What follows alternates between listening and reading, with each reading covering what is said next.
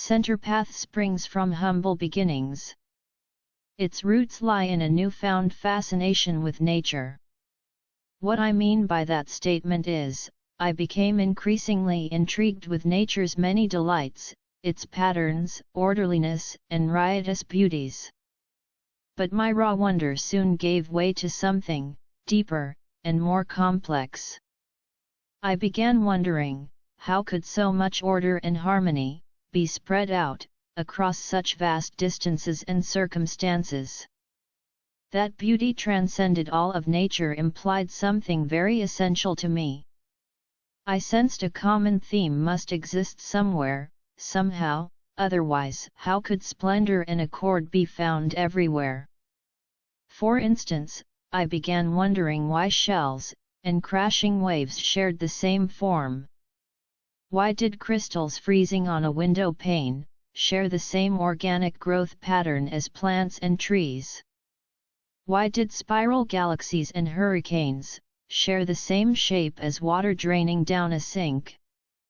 I couldn't help asking myself, why was it this way? Why did splendid order just suddenly arise everywhere? That question alone instigated what became a long and arduous journey toward better understanding nature and being. So I did what most would do initially. I collected a lot of books on science and mysticism, to see what was already written on the subject. And while each offered great insights, and aided me in connecting some dots, eventually I came to realize, the only bearer of great wisdom was nature herself. She, and she alone, is solely responsible for her grand symphony of being. Who better to consult than the source of all things for answers? So I walked every spare second I could find, observing her patterns and interrelationships. I took numerous notes, speculated wildly, and challenged my ideas for years. Eventually, a consistent set of themes emerged, which, I believe, describes nature's very creative force encompassing being and becoming. It goes like this.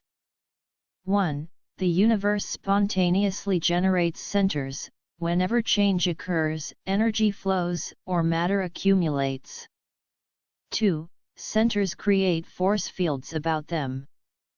3. Fields have the profound ability to shape their surroundings into a well-like halo shape about the originating center. This consistent, center-biased process generates similarly center-oriented patterns, i.e., an overall inward twisting, symmetric shape keyed to an originating center. These telltale traits are ingrained in all of nature's primary patterns, including spheres, concentric circles, radials, spirals, and branching systems. I also found something else, just as profound. Center-oriented forms naturally produce a host of beneficial qualities. For instance, its symmetric, halo-like shape gives rise to balance and beauty. Also, its inward-biased, 360-degree form also provides the robust compactness nature needs to function and endure.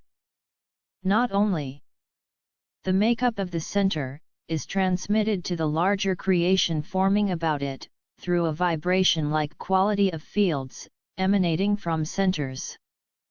This means the character of the beginnings endure, and is reflected in the larger creation forming about it. In other words, nature is hardwired to produce order, symmetry, balance, and beauty. Goodness ingrained in all things, guaranteed by the very structure of its creative force. In particular, through the purity of nature's centers. Man, on the other hand, is different. We can choose both good and bad centers, such as when we're greedy and act overly selfishly. Unfortunately today, our choices tend to the less than savory side of human nature. Look at society today. It's full of destructive imbalances.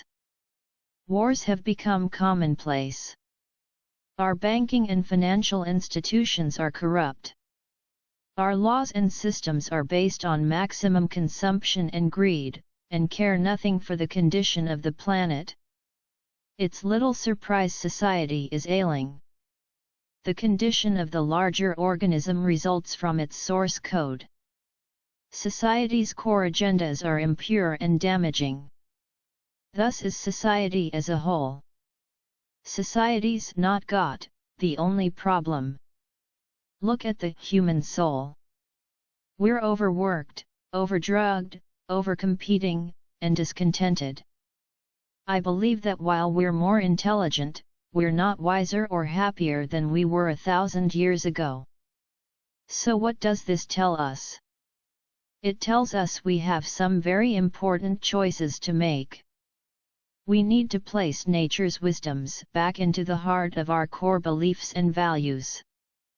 That through adopting thoughtful, meaningful, and sustainable themes in our Constitution, we'll create worlds of holism, balance, and indeed beauty. Just like we see streaming throughout nature. It starts by changing our taxation, legal, and educational systems to support these noble purposes. Creating a society of sensible, purposeful, and happy citizens.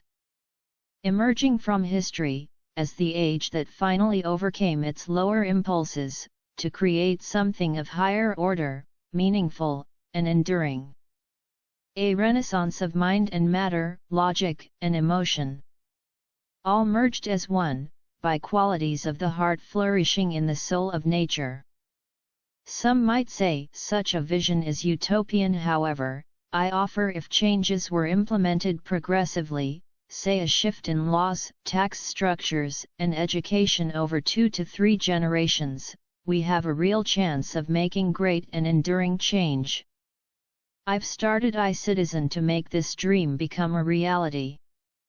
Come join iCitizen, and become part of the movement that promises to change the world. One heart at a time. Thank you.